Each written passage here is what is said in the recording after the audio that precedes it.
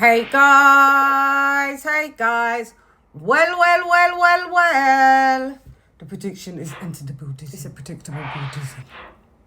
What are you talking about, Shan? Okay, we have got to break it down like a 57 Chevy. We got to break it down. We got to I just got to give you my thoughts on this fight with, Whyte or Itauma.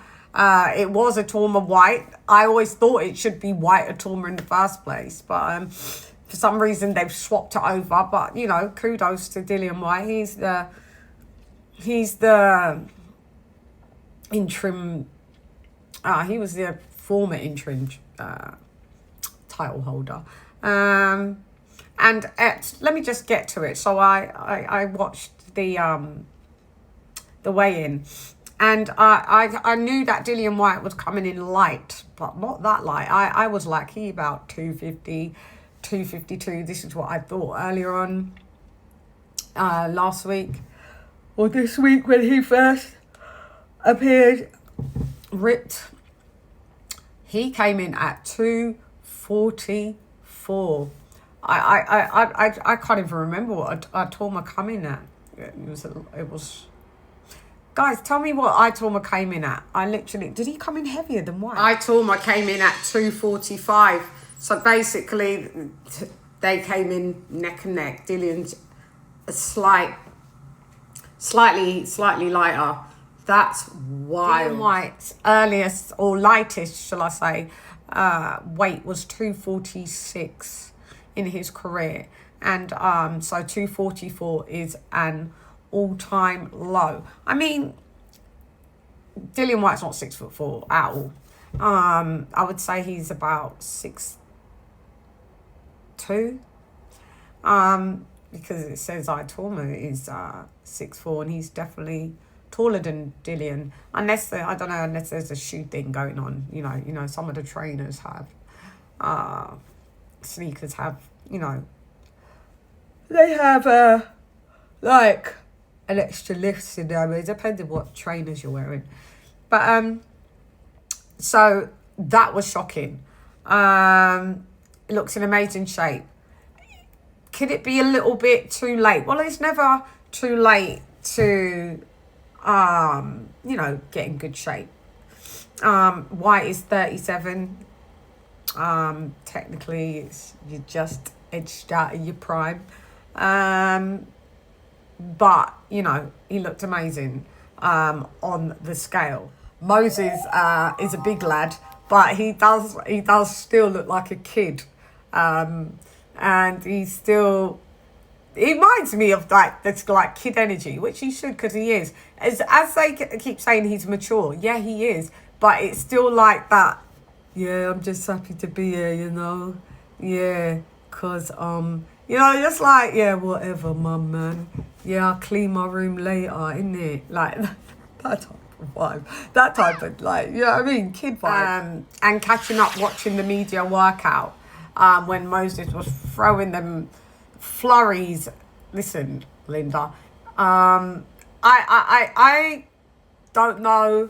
I've been back forth and forth, to and froing about what round this fight ends.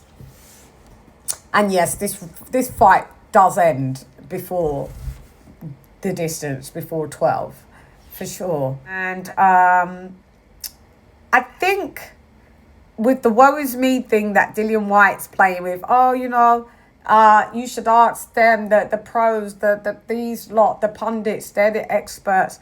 I'm just an old man. What we all know about Dillian Whyte, when he does that ring walk, he's been dying to get back in the mix. You think he's been dying to get back in the mix, or to be like, well, I can't be bothered with this, I'm too cool for school? No.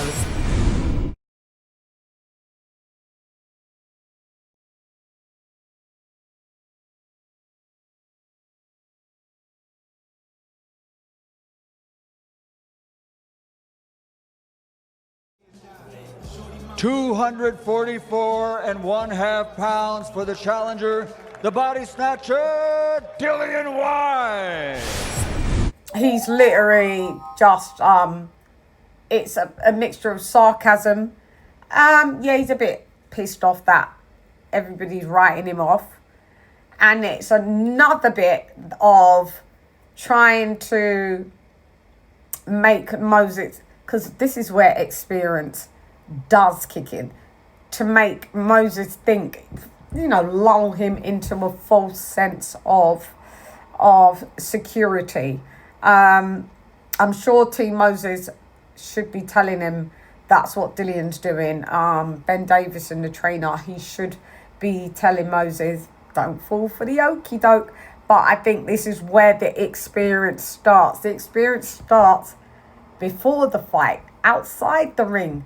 Now are we going to see Dillian like old man him?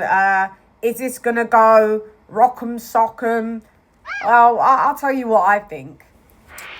I'm almost of the opinion that it's only going to allow Dillian to maybe be in the ring a little longer. He spent so much so much time out of the ring, and to his own fault. You know what I mean? You can't be popping up the place and then blame yourself why the inactivity. And I think a lot of people rooting for the underdog. I know some people, they're rooting for the underdog, but just got to keep it a buck and say, that it looks like Itauma looks like he is the real deal Holyfield. But you're going to see, because I don't think Dillian losing that weight may fare as well for this fight as he should have. Sometimes when these big fighters that are used to fighting big and they strip all the way down, a la Andy Ruiz, we've seen it. They lose their Herculean powers. The power leaves the punch resistance is a zero build, is it? And yeah, I think it's a little too late, in my opinion.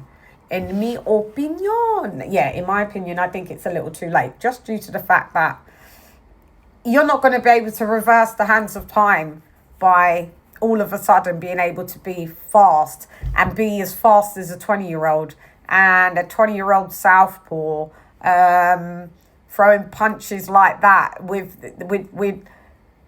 how he pivots out of angles, and he punches at weird angles and with precision, and his ring IQ is very good for a young lad. Now, granted, we're seeing this against, certain level of journeyman. He's only 12-0, but I think you still have to show that you're the goods, even with that level of opponent. Like, just because it's that level of opponent, the way he moves, how fluid he is, how he flips on the angles, and how quick he is. His hand speed's crazy. Dillian's just not going to be able to keep up with that hand speed. And it don't matter that you've lost all that weight. It may be a bit of your detriment. Now, I'm not saying he shouldn't have lost anyway, but maybe come in at about the 250 bracket would have been suffice, because you're going to have to take some shots from this dude, So, Moses just looks like what I can see. He looks like he's gonna be our future in the heavyweight, in the UK British heavyweight division for sure. Is there anything that I think that's no bueno? Not really. Yeah, we want to see how he holds the shot. We hear that he holds shots well in sparring. I'm sure he's had rocky moments in sparring where he's been, nudged back. Want to see entirely how he deals with Dillian Whyte's educated, brawlistic pressure. Dillian Whyte's got a great, spiteful, hard jab that he's going to set up his left hook off of that. He's got his left hook is the killer shot. But I mean, he's heavy-handed, so right cross, right straight right, left, right hook. You know what I mean? He's just going to have to throw it on Moses, basically, and see how Moses, if he sinks or if he swims in this fight. I just want to see if certain questions get answered. And where does it leave each fighter? Well, if Dillian Whyte absolutely handles Itauma and beats him, he takes #1 spot for the WBO ranking or something like that. So therefore, then he could fight Joseph Parker if he's not going to do Usyk, but it looks like he's going to do Usyk, Parker. You know, because Parker is the WBO interim. So this puts Dillian right back into some kind of title contention. He's always fallen short with the title shots. Tyson Fury, he was on that WBC for like 1,000 days. So enough ramblings because I'm tired and I thought I have to do this. So my prediction's going to be, I just don't think that Dillian is going to be able to keep this geezer off him. I think Moses is going to get him out. Moses is going to start quick, hard and fast, I'm telling you. Like a whip it out at the races. And for me, the only way that Dillian absolutely stays in this fight is if he survives the first half, because Moses hasn't been past round 6. So if Dillian can tidily stay in, and I mean tidily, not looking a wreck, not blowing head gaskets, and take Moses into deeper waters, then anything past six rounds is more beneficial for Dillian Whyte slightly. Anything past 7 rounds is more beneficial for Dillian Whyte. Anything past 8 rounds is like, whoa. So my official prediction is I'm gonna go with a Moses Itauma stoppage. I'm either 5-7 or am I 6-8? I'm gonna just Moses Itauma knockout or TKO rounds 5-7. There we go. That is Shann's official prediction. Yeah, that's where I am with that. But good luck to both the lads. And I thought I'd just bring that from me to you, from you to me. You dares, Rodders. You dare. Anyway, I'm gone. Hey girl, it's Leah D. Shan rep nonetheless. Come box with Shan. Gyan. Well, somebody's soul's gonna leave the building. Gyan.